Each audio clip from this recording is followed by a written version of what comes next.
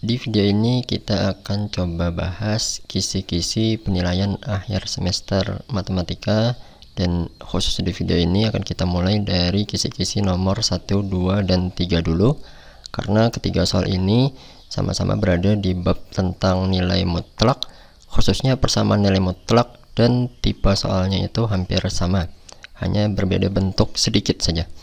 Nah, kita mulai dari nomor 1. Hasil dari mutlak 25 dikurang mutlak negatif 9 ditambah mutlak negatif 4 sama dengan titik-titik. Nah, untuk menyelesaikan soal nomor 1, 2, dan 3 nanti ada tips untuk mengerjakannya. Sebenarnya kalau untuk nomor 1 ini relatif mudah saja sih, karena ini masih yang paling dasar. Karena nanti di sini kita tinggal langsung mutlakkan saja semua nilai yang ada di dalam nilai tanda nilai mutlak ini.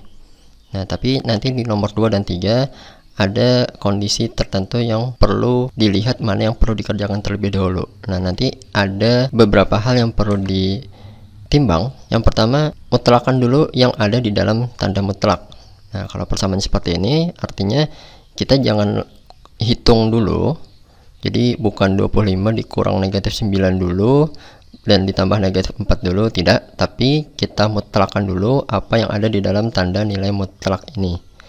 Nah, nanti di nomor 2 dan nomor 3 baru kita akan masuk ke pertimbangan yang nomor 2 dan 3 ini. Untuk yang nomor 1 ini masih menggunakan pertimbangan yang nomor 1 saja. Ingat, nilai mutlak itu bisa diartikan sebagai tanda untuk mempositifkan suatu bilangan. Jadi kalau bilangan itu sudah bertanda positif, ya berarti hasil mutlakannya tetap positif juga. Dan kalau bilangannya itu negatif, dia akan berubah menjadi positif. Nah, di sini kalau kita hitung mutlak 25 berarti adalah positif 25. Dikurang mutlak negatif 9 adalah positif 9. Dan di sini tambah mutlak negatif 4 adalah 4, positif 4. Nah, ini tinggal kita hitung 25 dikurang 9, 16 ditambah 4 adalah 20. Nah, jadi untuk nomor 1 jawabannya adalah 20. Sekarang kita lanjut ke nomor 2. Nomor 2 soalnya mutlak negatif 3/15 dikali mutlak negatif 5. Nah, ini pertama kan kita mutlakkan dulu yang ada di dalam tanda mutlak. Nah, tapi kalau kita lihat di nomor 2 ini ada operasi hitung di dalam tanda mutlaknya, yaitu operasi pembagian. Nah, jika di dalam tanda mutlak itu ada operasi hitung, maka itu dihitung dulu. Artinya ini jangan kita mutlakkan dulu negatif 3 dan positif 15 ini, tapi kita hitung dulu baru kita mutlakkan. Negatif 3 per positif 15 itu adalah hasilnya negatif 1/5, ya kan? Nah, mutlak dikali mutlak negatif 5. Nah, kemudian baru kita mutlakkan setelah kita dapat satu bilangan yang tanpa pembagian. Walaupun sebenarnya bisa dikatakan juga sih 1/5 ini kan pecahan, ini bisa dimaknai sebagai operasi hitung juga sih. Tapi kalau sudah bentuk paling sederhana ini ya sudah tidak bisa dihitung lagi kan. Maka di sini kita mutlakkan mutlak dari negatif 1/5 adalah positif 1/5. Kemudian dikali mutlak dari negatif 5 adalah positif 5.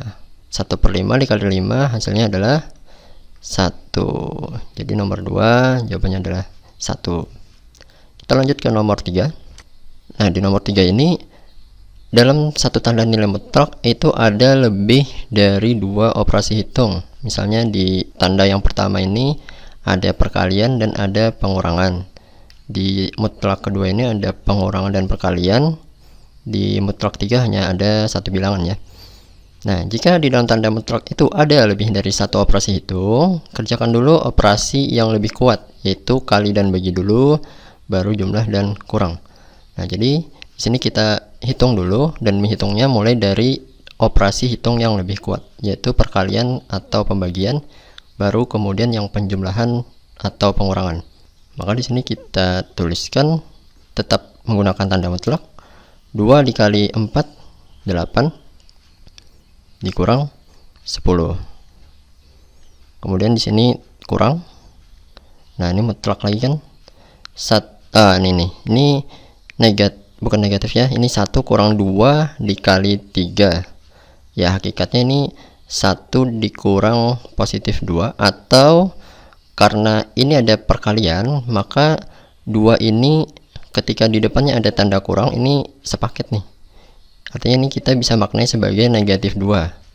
Nah, jadi ini negatif 2 dikali 3 dulu.